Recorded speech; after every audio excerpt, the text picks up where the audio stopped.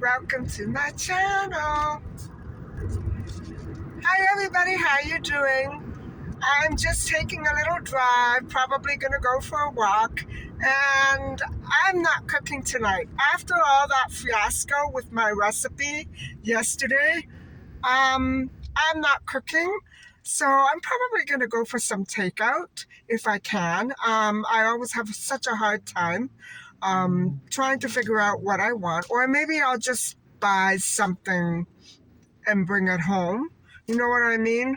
From the supermarket, like a frozen dinner or something. I have to say that I'm feeling top of the world. I'm feeling much better than I was in July.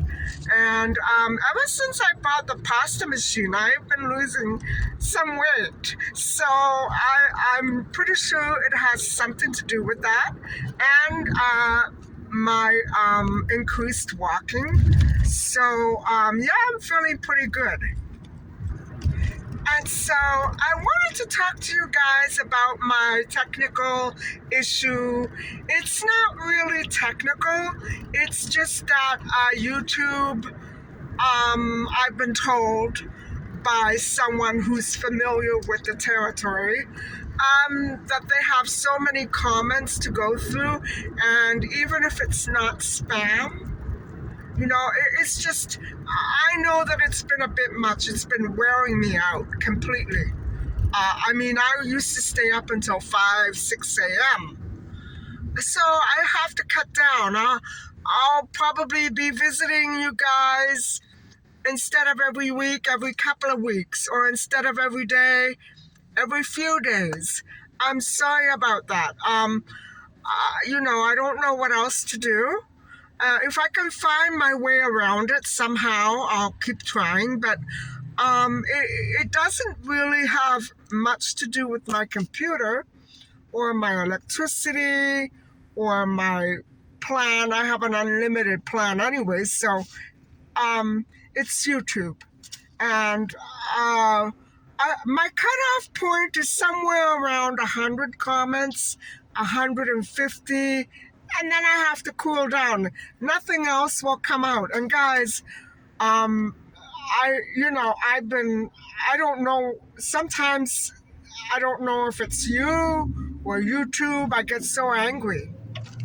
So I'm gonna have to cool off that way too.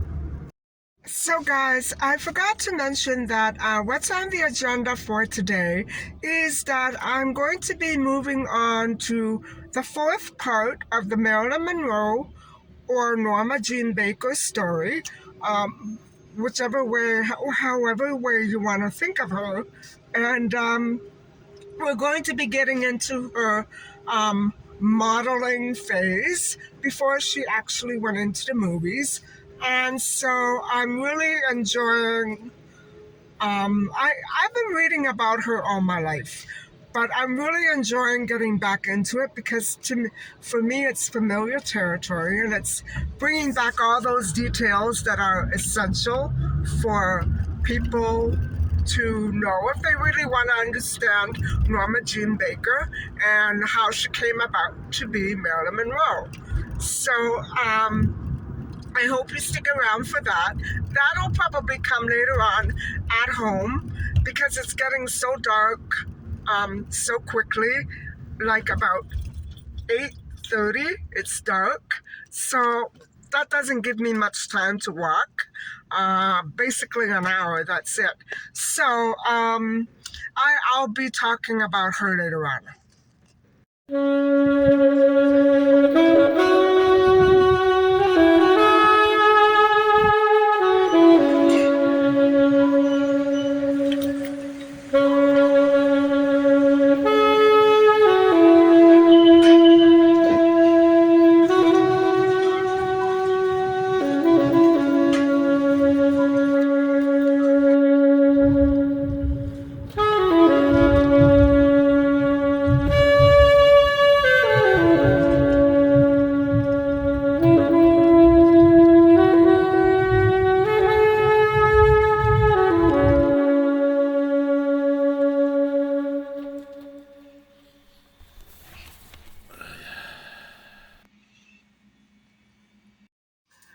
Hi, everybody.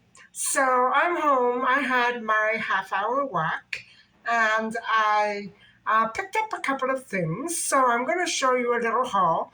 And it's perfect for a night or two of not cooking. And so let me switch the view and I'll show you what I got. So I managed to run into two of my favorite things to stock up on. And I should go back tomorrow for more because not everybody carries these. And so I picked up one of each. One is plant based. Well, they're both actually plant based, but one is black bean, and I love these. I know I love these. So I think I've had these before as well, and I'm sure that they're going to be very good. And yes, I bought more pickles, and I bought some of these. That's not much, but I don't have any bread, and I sure don't want to bake any. So I'll just go back tomorrow or the next day and get more because I'm supposed to be eating at least equivalent to 4 potatoes or 1 loaf of bread per day. But I did get potatoes. I got the baked fries. And so I also bought coleslaw. I decided to buy it already made and not make my own because it'll make a mess and I won't have enough room in my refrigerator for all that cabbage. So altogether, this haul came to $22.64. And so, guys, I'm going to make my dinner or warm it up at least. And then we'll sit down and have a little chat about Norma Jean Baker. And I'm, you know, kind of depressed that I can't talk to as much as I used to. It's almost like I want to say that somebody snitched on me, but I know that I've been having this problem off and on forever. And I used to think that people were blocking me. And I'm sure that a few of you were. A few people were blocking me. But now I realize how many mistakes and how many errors I must have made telling people that they were blocking me. And it was actually YouTube, removing my comments because I was talking too much. I have that habit even in real life. I talk too much. So I probably will lose subscribers. Um, I want everybody to be clear that all the channels that I come to every day, I'm going to have to come to you every other day or so. And I feel horrible about that, but there's nothing I can do.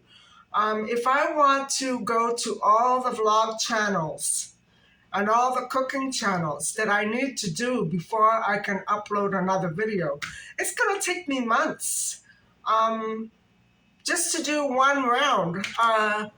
So I'm going to have to upload at slower rates, and I'm going to have to talk to you at much slower rates too. But you know what? I'm kind of relieved because as much as I love doing it, it's exhausting. I could very well stay up all night, all the time, and talk to all of you, but it's just not practical. I'm not going to do it anymore. I'll have to just slow down and talk to the people I want when I can, and the rest is history. I'm sure everybody is having this issue. I know that all of a sudden I stopped hearing from people, but I can't believe that they would suddenly stop talking like that. But they must be having this issue. Either they're halfway across the other side of the world or they're having this issue. And I know that people are having this issue. And so, you know, I'm just going to make do with it as best as I can. Okay, I'm going to eat and then I'll get back to you.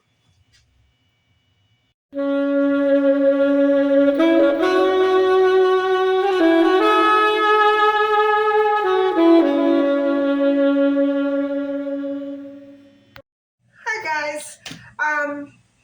You know what? I was just online talking to you, and the comments stayed there. Now, I hate to bring it up again, all my technical difficulties, but I think if I can help somebody else out there, I'm going to try to do it. I think, now, I'm hoping that I'm right. What I did tonight before I left for my walk is that I realized that family control thing that they always have up in your network settings. Okay, it was turned off, but it was enabled, and that is what the electrical closet situation has been about. Remember when I made my zucchini parmigiana recipe and I was talking to you about the closet door for the electrical outlets next to me, opening and closing, and only one person goes in there, the person who disgusts me.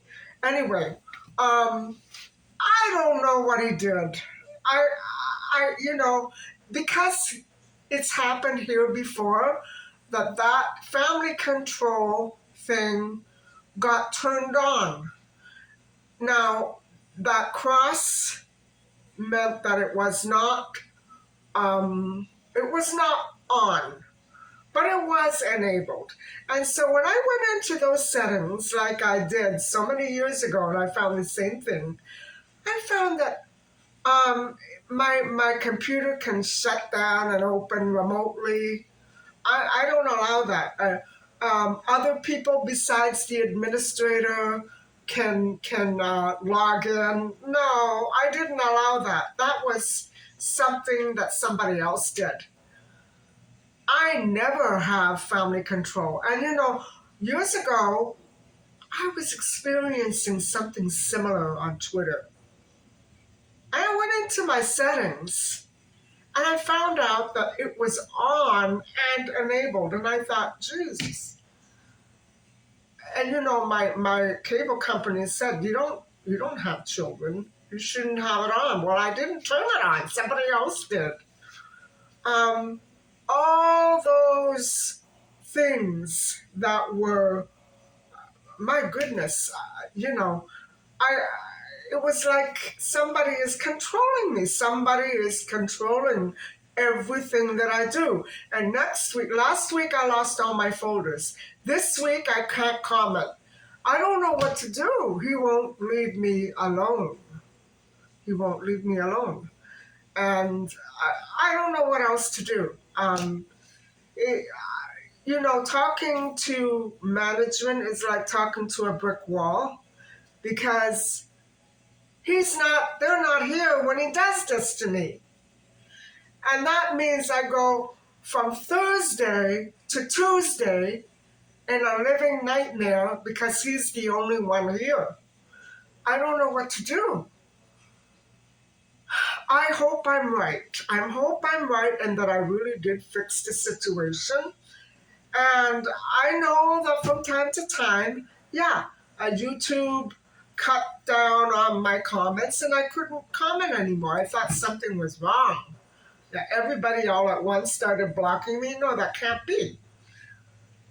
But, so I am going back and unblocking a couple of people, you know, who I think, um, who I think were blocking me. So, okay, enough of all this. I'm so fed up with this. So, let's get started on the fourth part of the Norma Jean Baker story. And now her name is Norma Jean Dougherty. And so she's 16, 17 years old and happily married to her new husband, Jim. And so it's been said that they were wildly in love, and I'm sure that that was true. Young love. Jim was 21, and Norma Jean was 16 when he married her. I don't approve of that, but you all know, you've heard it from me before. And I'm not talking about other cultures. I'm talking about North American girls. For 15, 16 years old, at 16, you're too young to marry.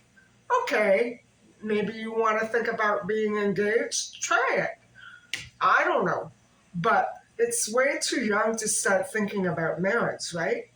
So, anyway, Norma Jean was married to Jim at 16.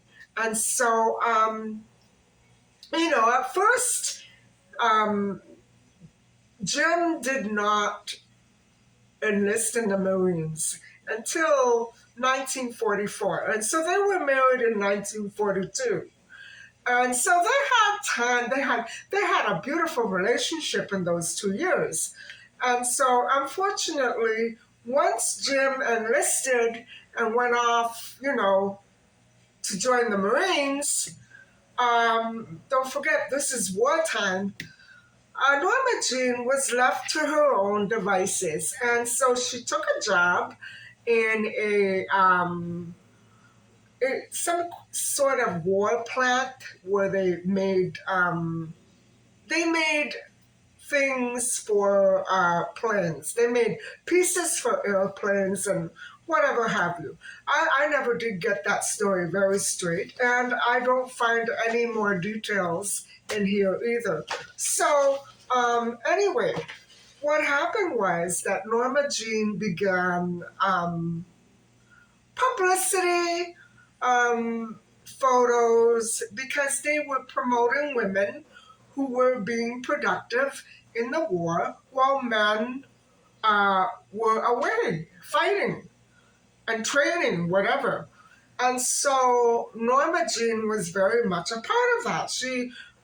I am sure that she wanted to assist, and she also still had the dream of becoming a model and an actress. So I'm sure that she talked about it with this photographer friend of hers. And so he would have been the first person to reassure her that, no, you're not going to ever be an actress, because once you marry, that's it for your career. And so I don't believe that Norma Jean was kind of aware of that silent rule, that unspoken rule, but it's true. And so women in Hollywood were not to marry.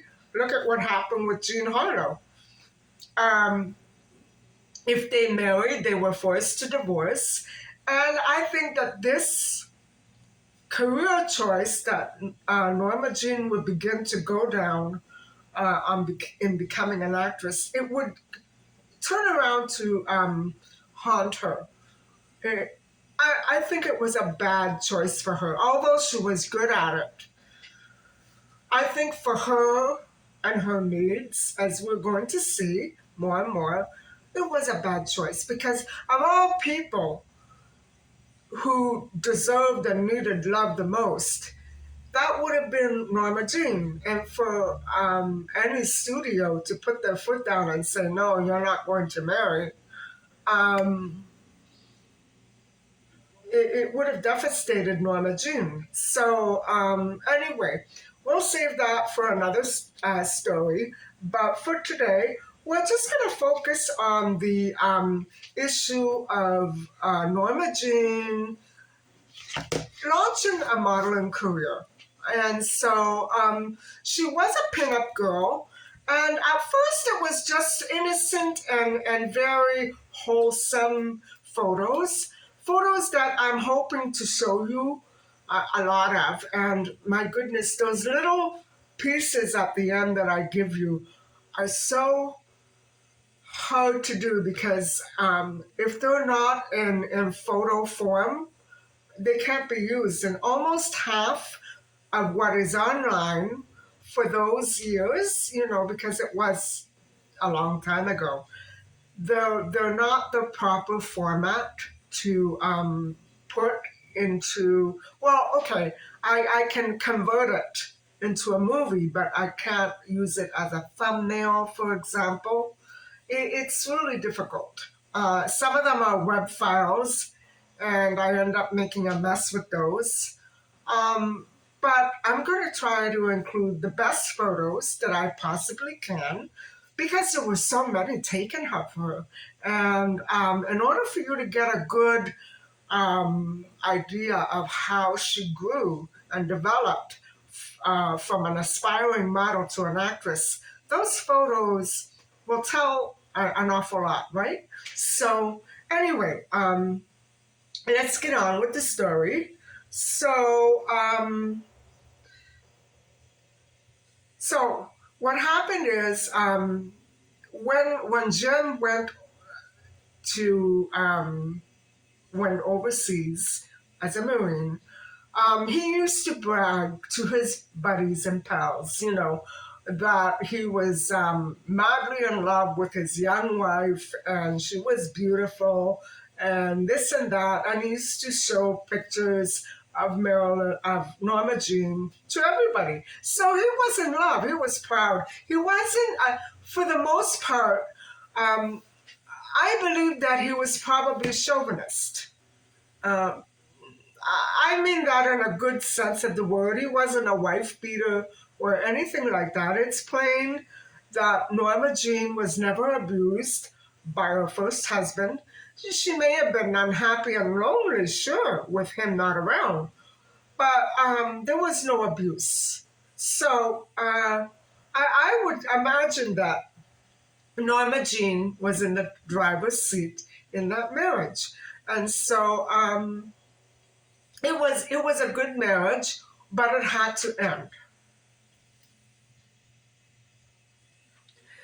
And during this time, between the time that the Goddards left and Norma Jean married, and Jim went off to war, um, Gladys, Norma Jean's mother, came back into the picture. She kept shifting in and out of the picture, in and out of the asylum. And so she was present, but not consistently due to her health problems. And so the thing is that um, after Norma Jean after her husband left, Norma Jean began to spend more and more time with photographers, especially this one particular photographer who can buy work all the time, and she she really began to aspire to become an actress. So once Jim was out of the picture for that while, her dreams began to haunt her again, and she was independent, she was happy, she was secure and safe, and so she could dream, right? I think she was in a comfortable cocoon at that time. So she worked, and she probably had to work long hours, but I think that she learned a lot in the time that Jim left. And so it was probably a brand new life for her, right? She was safe and secure, and she was on her own. She wasn't in any institution. She had her independence. So, guys, I think she was living a dream, actually. Although many biographers don't touch on this. I think that she must have been on cloud nine. Um, Not only because she was having her photographs taken and everything, but she felt secure. She wasn't hounded by the orphanage officials or child welfare, or you know what I mean. Everything was okay. She had grown up, and so it was now her turn to prove to the world that she could do it. She could do it on her own, even if it were without Jim, right? And so, along with this newfound freedom, was the fact that Norma Jean was now comfortable enough to realize that she was quite attractive to other men besides her husband. And so, what I think is that even though Jim must have been somewhat old fashioned. At 21, 22 years old, you're not going to look old fashioned to anybody. You know what I'm saying? He was still a young, hot blooded American male. Um, and he was an easygoing, nice guy. That's the general picture that I get from all the biographers. And that, the split was sad but amicable. Um, and I would imagine that he loved her and wanted her to be happy, so he let her go. And that takes a lot of strength. So anyway, she so she began to really pay an awful lot of attention to her looks, and she began to go out to parties and appear in public places. Mind you, she wasn't famous at that point, but she was starting to live a good life with the photographers that were surrounding her, and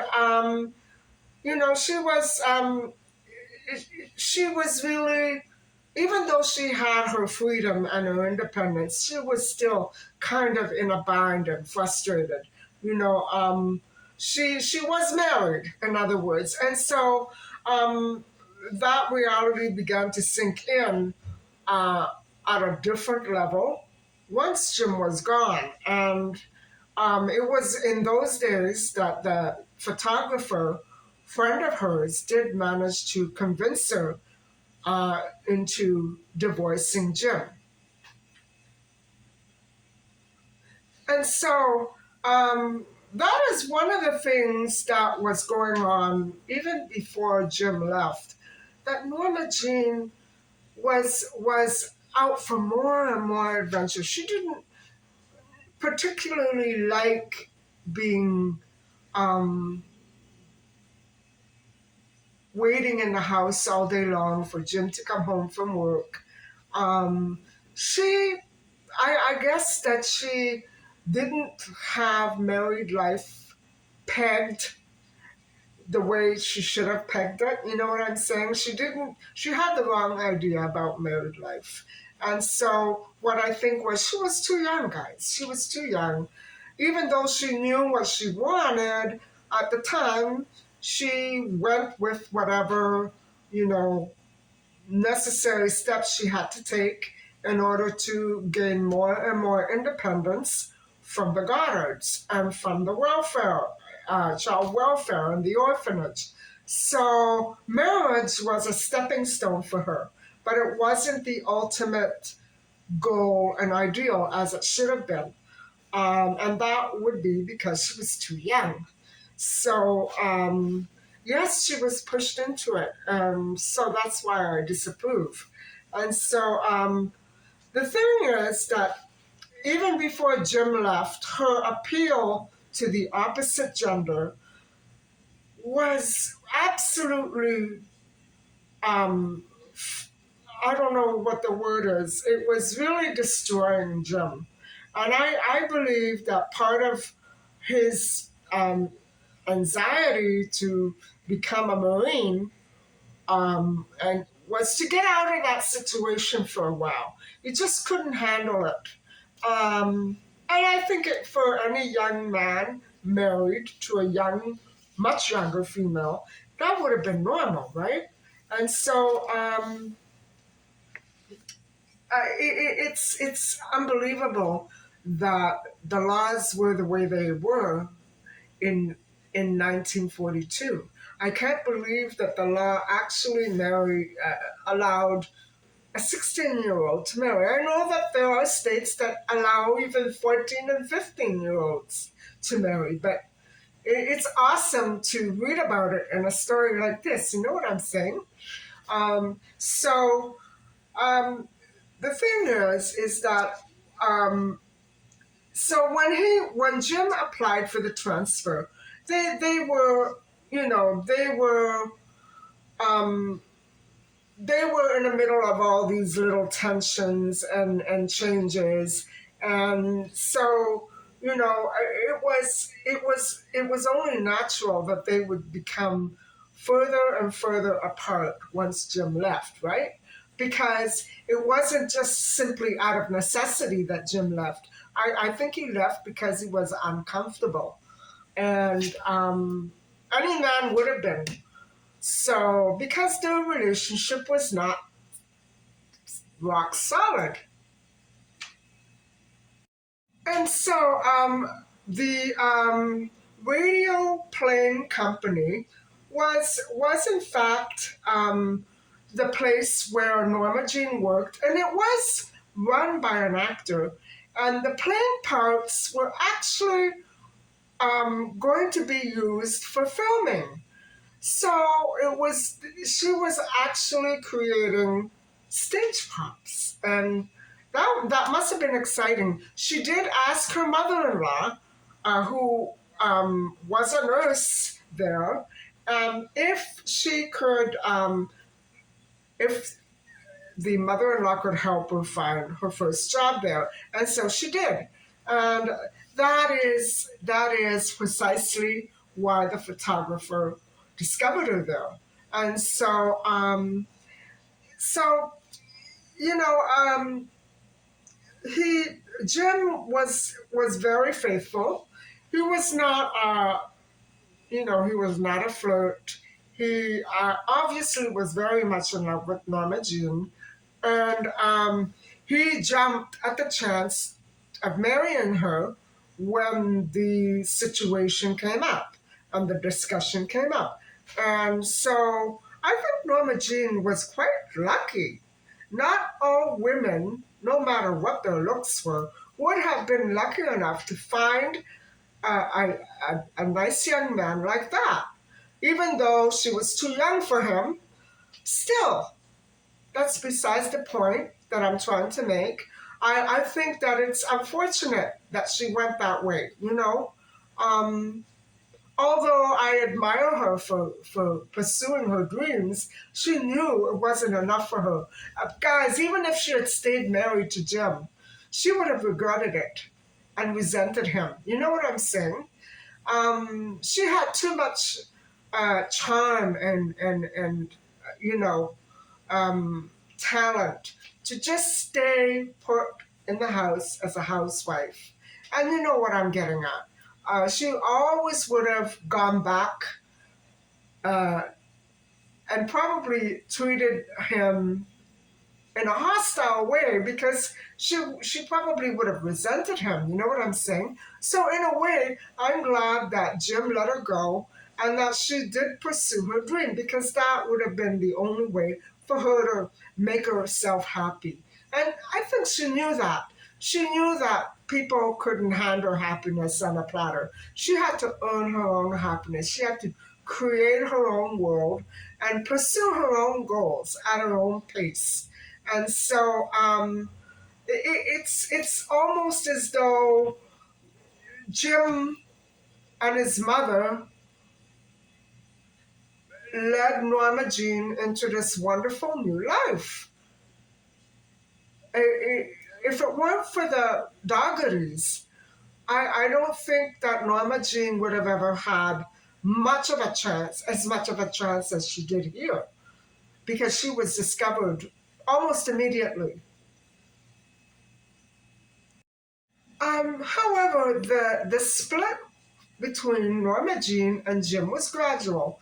And when Jim um, came home on his first leave from the Army base, or the Marine base, I should say, um, the couple immediately took off for a romantic getaway. And they were still very deeply in love. I think that's part of youth too. You know, when you're attached to somebody at that level, it's hard to let go, right? It's hard to just break away and give it all up. Um, it really is, especially if the feelings are mutual. And so I think that they've had a good chance, guys. If only Norma Jean didn't have the issues that she did, um, I think it's sad. And I think it's sad that she was pushed into marriage that young. She could have been a fine wife for Jim had she been a little older, and her, she wouldn't have felt that she had to prove herself in other ways. But still, I mean, I don't think anything less of Norma Jean for following her dreams. um, so what happened was, after that first leave, Jim went back to the base and then he was shipped off to Australia. And so it was after that initial, come and go stage that probably he received his initial training as well. That Norma Jean really began to um, feel the edge of living on her own.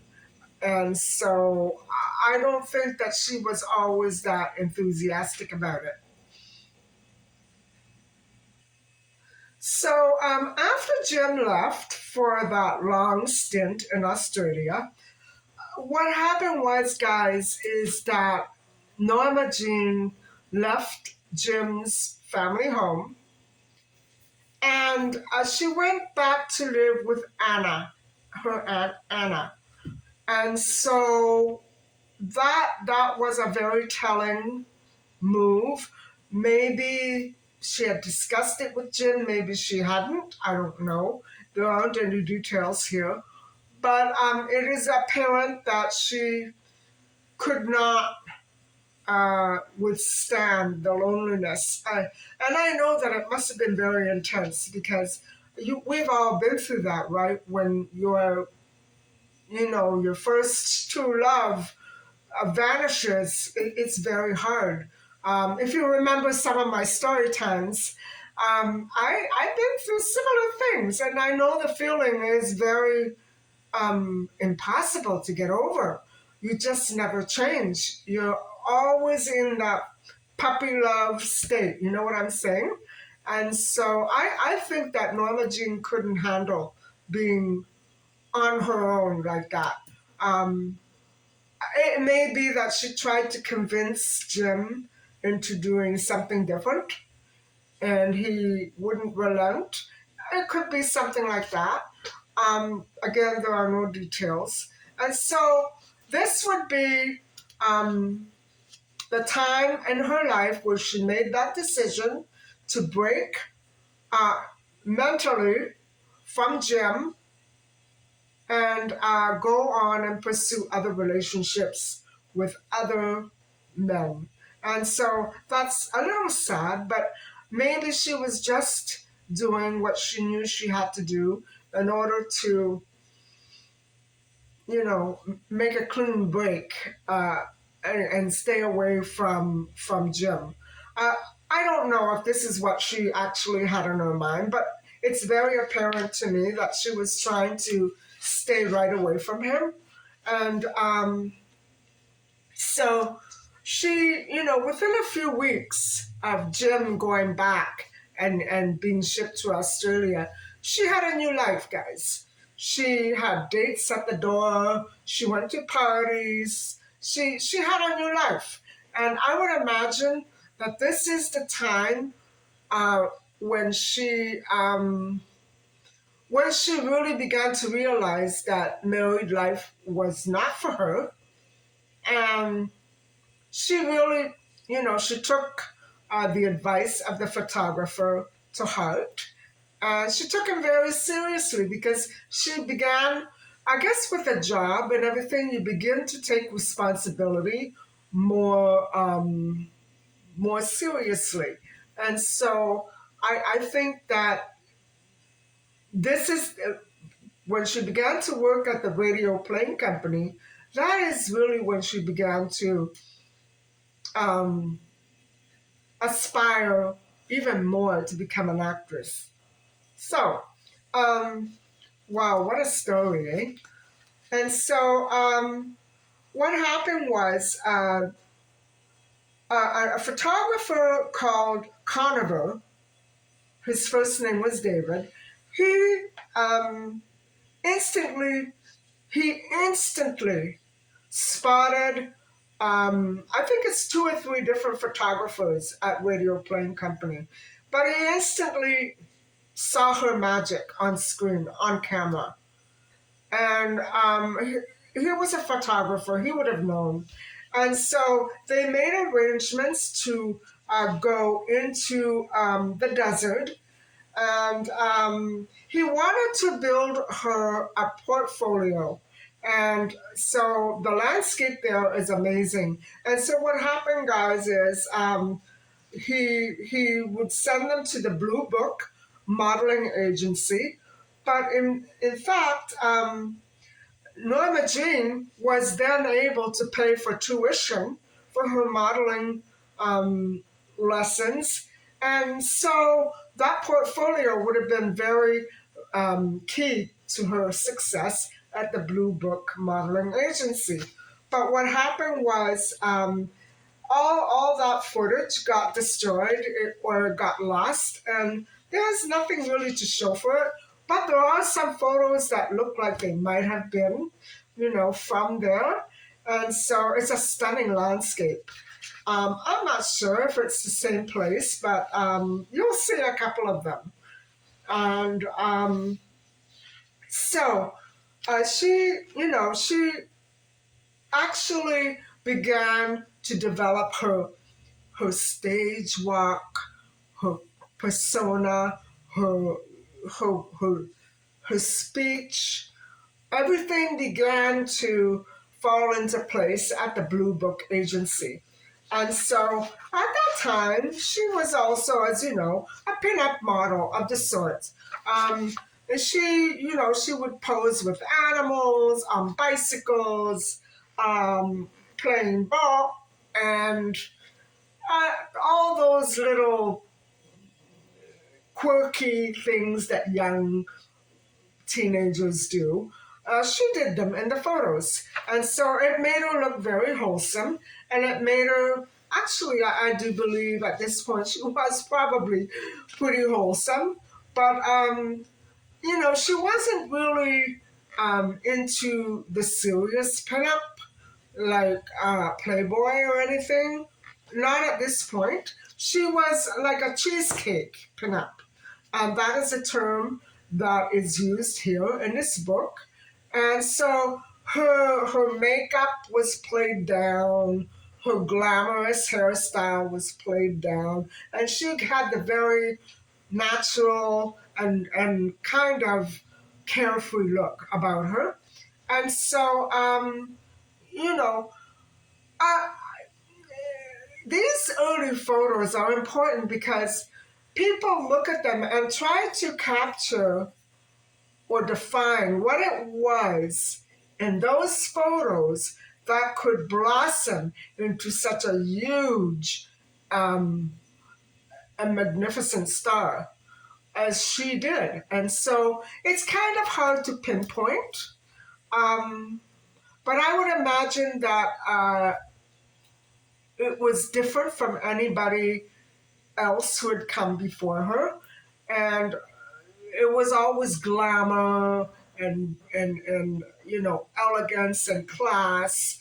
Instead, Norma Jean um, showed people how she could take everything down a notch and still be wonderful. Um, so I think she, I don't know, I think she created a real trend, actually. And I think those trends have always been uh, in place, like for modeling, for example. Very down to earth and very natural looking poses instead of all that ritzy glamour. And so she did have glamorous photos as well, but her image, it, like I said, her image was it just transcended everything that everybody thought or related to about being a movie star. It went beyond that, if you can kind of understand what I'm trying to say. Her character on film and in photo was like nothing else before. And yes, I don't know how to define it in any other terms other than how I've already defined it for you. And so in 1946, Norma Jean's mother came back into her life again. So this would have been about the time that she and Jim were divorcing. And so it was arranged that she would live with Norma Jean in Aunt Anna's house. And so I think that wow, I don't know why that happened. Was Anna sick? Um, I think it was a nice arrangement, but it obviously did not last. So Norma Jean and her mother got to know each other all over again. And, but Gladys didn't get to enjoy her freedom for much more than just a few more months. And I imagine it was all the episode about her, the death of her first boy, and it just did her in, guys. That was the whole crux of her depression and her nervous breakdowns. And I can see that she wouldn't be able to trust anybody after that. Um, who knows what she must have gone through. I can't imagine losing a child at 13. Anyway, Jim returned again, and although it seemed to some people that they were happily reunited, um, there were quarrels. Now, Norma Jean was her own person, and she was making her mark in the world, and she had learned how to speak up for herself. And so, yes, I would imagine that Jim must have been such a chauvinist, afraid of losing his wife, and that would be why. And so, after he returned, to the Marine base, Norma Jean went to Vegas and to get a divorce.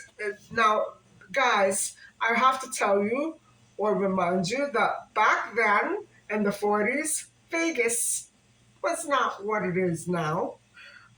So don't go online and think, oh, well, this is what Marilyn Norma Jean, came to, and that's why she divorced Jim. No, it was just a small little town with nothing much there. It was built up pretty much after that, but when Norma Jean went to get her quick divorce, it was not much of anything. And so, she returned to request some more modeling services, and the modeling agency suggested that she change her image up a bit, beginning with her name, something that would look, dashing on paper or on the screen. And so they first came up with Jean Norman. That doesn't roll off my tongue very quickly. And and Norma Jean didn't like it. I don't blame her. And so it was dropped. However, the modeling agency had another suggestion, and what they did was they called in Hannah Hopper and Luella Parsons. They were two very famous Hollywood columnists, and so they appealed to those two columnists to run a column in the paper reading Howard Hughes must be on the road to recovery.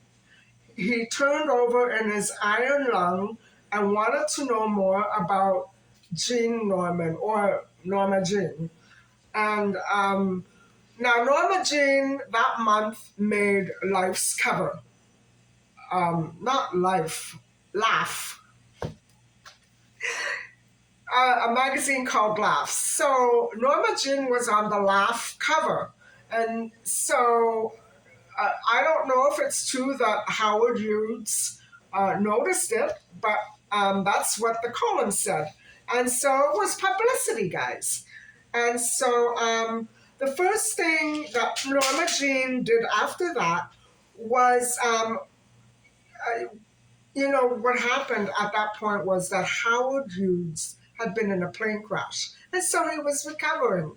That's what that column was referring to. And it's not immediately clear the way it's written in this book. But I think it was a nice little piece. And so what happened was she did Norma Jean with that publicity stuff going on, and some more modeling lessons, which I'm sure that Gladys helped her with, right? She left Anna Lower's place and moved into the studio club, which was just a little bit more than a hostel, run by studio executives' wives for young women who were waiting to get into the film industry. Now, why don't they have that anymore, do they? That sounds like a mighty fine idea to me, but I'm sure it didn't really pan out that well for Norma Jean all the time. Anyway, in July of 1946, Ben Lyon, the head of the casting at 20th Century Fox, um, he called Norma Jean into his office, or no, rather, she walked into his office without appointment. And what he said was, "It's Jean Harlow all over again." And I'm not sure if he was referring to Norma Jean's appearance or her manner, maybe a little of both. And so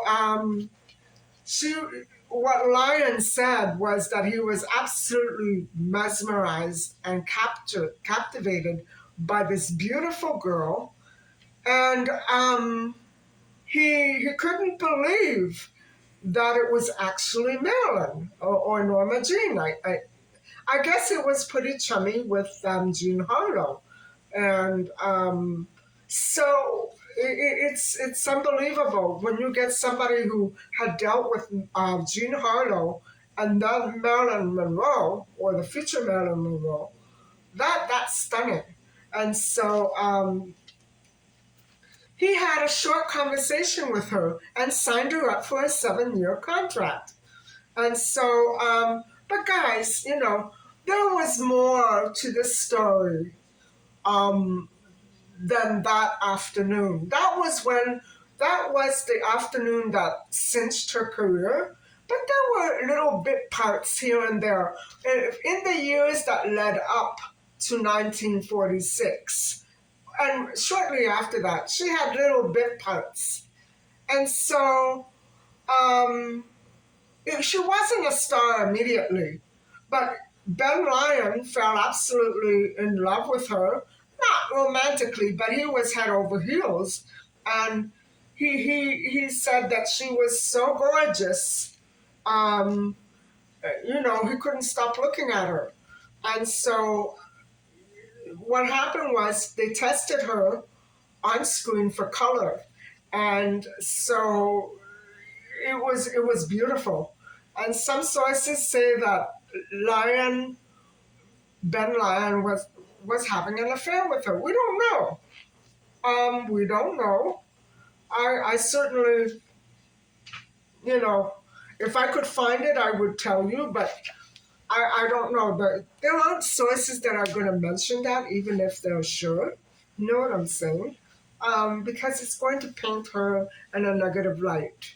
And so don't forget, at this time, Norma Jean, in her mind, she was out of the picture in the marriage. And the sooner that she developed her own and cultivated her own life and lifestyle, the better off she would be, because to continue to daydream about Jim in the Marines, she wasn't the type to sit home and do that. You know what I'm saying? And so we don't know. Other sources have suggested that Howard Hughes did influence that contract. Good. Um, so he did offer the contract before the screen test, which was against the policies.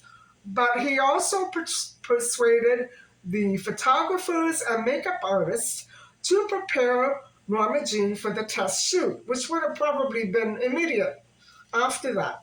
So it would have had to have been in order for him to adhere to the policy as best as he could. Um, he was also responsible for her name change. He did come up with Carol Lind, but then he was reminded of another Marilyn who was popular in the 30s, and so he named her Marilyn. And so Norma Jean agreed, but asked if she could use her grandmother's name. And I think that's wonderful. So I think that she had a plan in motion, guys. She made herself. She created herself. And the studio helped her. But so her name became Marilyn Monroe. And so the contract was pretty basic. She would start at 75 a week, raising every 6 months to by 25 to $150 a week until it reached $1,500 a week by the 7th year. And so that's not bad. I would take it, right? So Jim learned that his wife was divorcing him when he was in Asia buying her a gift. And his first reaction was to cancel her allowance. Well, it wouldn't have done any good. She already had another. And so, but you see how perfectly timed Norma Jean was about all this. She was still married here. And he didn't know, but she had already decided when he left for his second leave. She knew that it was all over. And so he rebelled. And Norma Jean claimed that the divorce was just a career move and that she wanted to remain close and friends. And I could see that she would have been very reluctant to let go of anybody that she loved. But no, I don't think any man would have gone for that. He rebelled. And so, but eventually he realized that the marriage had no future. And so he did sign the papers. That must have been very sad. And so Gladys Baker, left alone in Anna Lower's house, asked to be returned to the state hospital. Wow, that's sad. That's sad. And so Norma Jean and all the people and places associated with her had finally gone. She was off to a brand new life. And so the stage was now set for the appearance of um, a new figure, uh, a blonde figure called Marilyn Monroe. And so, guys, I've chatted on long enough. This is the end of part 4. And so I hope that you've enjoyed listening to Norma Jean's shift from a married teenager to a young starlet. Um, and they were fascinating years. Even though there was not that much here written about it, those were fascinating years. And what I'm going to do is scour the other books to see if I could fill in some of these time gaps. And because it's going to be very, very complex once we start getting into her career. Anyway, thank you very much for listening and watching. And please don't forget to like and subscribe. Bye for now.